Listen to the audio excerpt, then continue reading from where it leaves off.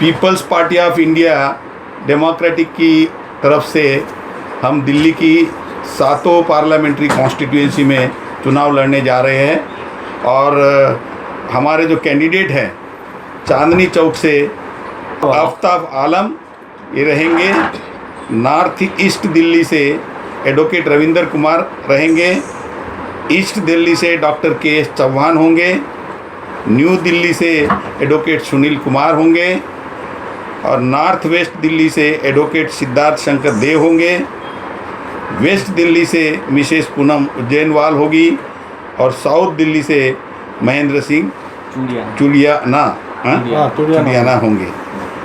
Party Bharat में near about 150 सीटों पे लड़ने जा रही है और अभी भी कई साथी हमारे पार्टी से चुनाव लड़ने के लिए इच्छुक है और मैं अभी फ़िलहाल भंडारा गोंदिया महाराष्ट्र में पार्लियामेंट्री सीट है, वहाँ से लड़ने जा रहा हूँ।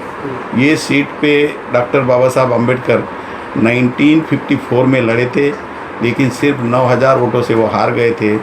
वो जो कांग्रेस ने जानबूझकर यहाँ से नेहरू गए थे बाबा साहब को हराने के लिए, और मिस्टर तुलाराम साकरे जो नागपुर में रहते हैं, उनसे उन्होंने रिक्वेस्ट किया था कि डॉक्टर अंबेडकर के ख़िलाफ़ में आप चुनाव लड़िए। तुलाराम साकरे ने मना कर दिया कि मैं डॉक्टर बाबा साहब अंबेडकर के ख़िलाफ़ में चुनाव नहीं लड़ सकता, इसलिए बाद में भावराव बोरकर को वहाँ से लड़ाया गया और भावराव बोरकर से बाबा साहब 9000 वोटों से हार गए।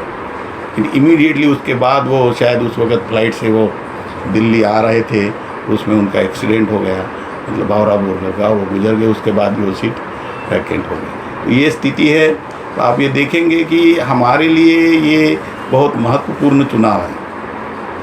बाबा साहब का आंदोलन, जो पॉलिटिकल आंदोलन जो बाबा साहब का है, वो पूरी तरह से आज डीरेल हो गया है। उसको फिर से पटरी पे लाना ये हमारा प्रमुख उद्देश्य है।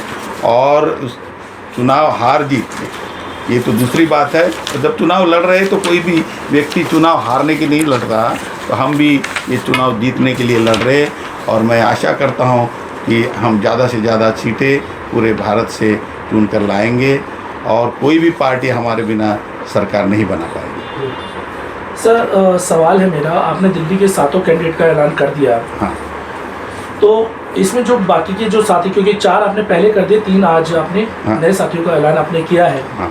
तो ये सोशल रिफॉर्म से आए हैं या अलग किसी उससे आए हैं? ये साथी भी अपने अपने इलाके में सामाजिक कार्य कर रहे हैं और उसमें तो हमारे कुछ साथी भी हैं जो पहले से हमारे साथ लगे हुए हैं। तो आप ये देखेंगे कि हर व्यक्ति जो पॉलिटिकल फील्ड में आता है, उसकी शुरुआत पॉलिटिक्स से नहीं होती, उसकी शुरुआत सोशल फील्ड से ही होती है।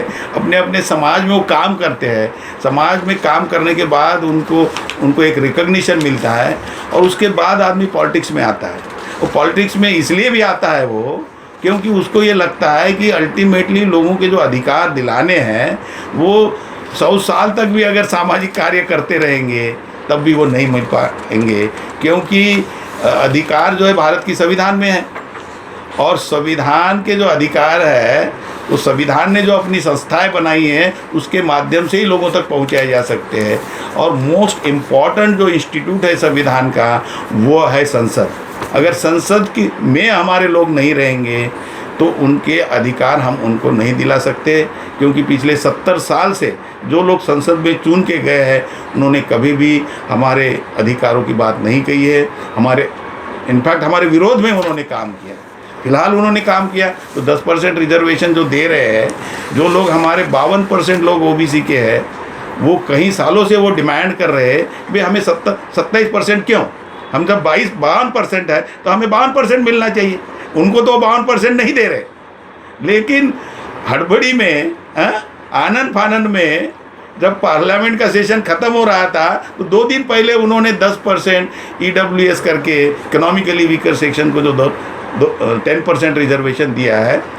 इससे ये दर्शाता है कि पार्लियामेंट में जो भी लोग हैं, इस देश के जो रियली वांटेड लोग हैं, जिनकी ज़रूरतें हैं, उनको नहीं देना चाहते हैं, और जिन्होंने उनकी ज़रूरतों से ज़्यादा इक्वालिटी के प्रिंसिपल से ज़्यादा जिन्होंने पाया है, फिर भी उनको दोबारा ज़्यादा से ज़्यादा अधिकार संविधान के माध्यम से या तो उनके हित में कानून बनाकर या तो उनके हित में नीतियाँ बनाकर दिए जा रहे हैं।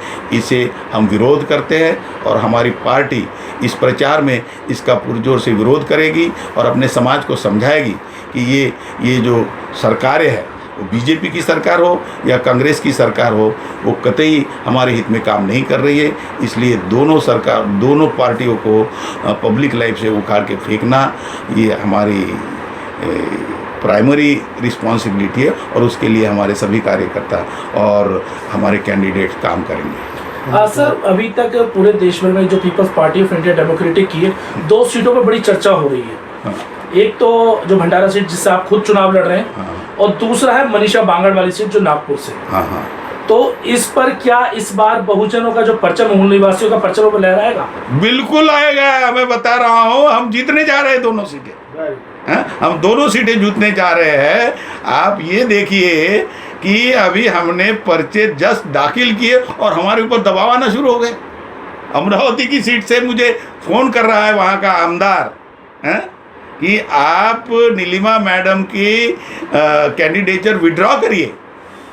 मैंने बोला भाई हमारे यहाँ ऐसा नहीं होता, नहीं आपको पार्टी के खर्चे के लिए कुछ पैसे वैसे चाहेंगे तो वो दे देंगे। मैं बोला हमारे यहाँ ये भी नहीं होता है। तो वो मैंने उनको बता दिया है कि हम बिल्कुल अपना आंदोलन खड़ा कर रहे हैं और कोई हमसे अपेक्षा। अभी नितिन गडकरी जी एक कार्यक्रम में थे टीवी चैनल के, हाँ। उसमें उनके चेहरे पे से हवाइयाँ उड़ी हुई थी उनकी सीट से। हाँ। तो जो पिछले कुछ समय से सोशल मीडिया पे जो मास मूवमेंट दिख रहा है, हाँ। कहीं ना कहीं ऐसा लग रहा है कि इस बार आपकी जो पार्टी से मनीषा बांगड़ है, हाँ। वो एक कड़ी चुनौती दे रही है इस बार।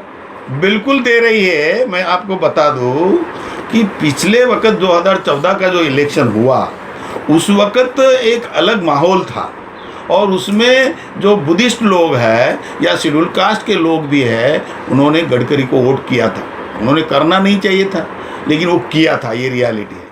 आज जो मनीषा बांगड़ फील्ड में आने की वजह से और वो हमारे आंदोलन से शुरू से लगी हुई है, तो जो बुद्धिस्ट वोट जो है वो बीजेपी के खेमे से निकालेंगे। कांग्रेस में भी हड़बड़ी इसलिए है कि वो भी ये शेड्यूल कास्ट के वोट के आधार पर ही जीत कर आने की मतलब संभावना बनाए रहते हैं, लेकिन अभी शेड्यूल कास्ट और बुद्धिस्ट लोगों का वोट उनको नहीं मिलेगा। और साथ ही जो बैकवर्ड क्लासेस के लोग हमारे साथ जुड़े हुए पूरे भारतवर्ष में, वो भी उनको इस वक्त वोट नहीं देने वाले। तो हमारी संभावनाएं बहुत ज़्यादा है और मैं आशा करता हूँ कि हमारे ज़्यादा से ज़्यादा कैंडिडेट चुन के आए।